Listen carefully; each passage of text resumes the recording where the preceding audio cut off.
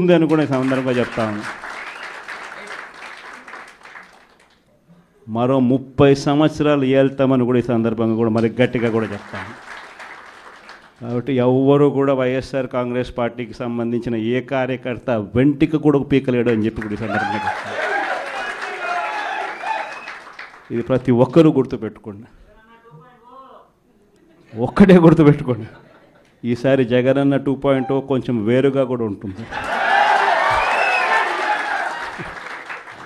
ఈసారి జగనన్న 2.0 కార్యకర్త కోసం ఎలా పనిచేస్తుందో కూడా చూపిస్తుంది.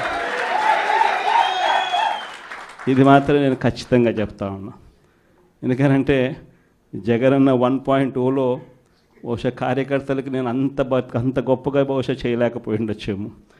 ప్రతి పథకము ప్రతి విషయంలోనూ కూడా మొట్టమొదటిగా ప్రజలే గుర్తుకొచ్చారు. ప్రజలకు మంచి చేయడం కోసమే నా టైం కేటాయించా, నా తాపత్రయపడ్డా, ప్రతి విషయంలోనూ దానికోసమే అడుగులు వేశా. కానీ జగనన్న 2.0కి వచ్చేసరికి మాత్రం చంద్రబాబు నాయుడు కార్యకర్తలకు పెడతా ఉన్న ఇబ్బందులు చూసా, కార్యకర్తలు పడతా ఉన్న అవస్థలు చూసా.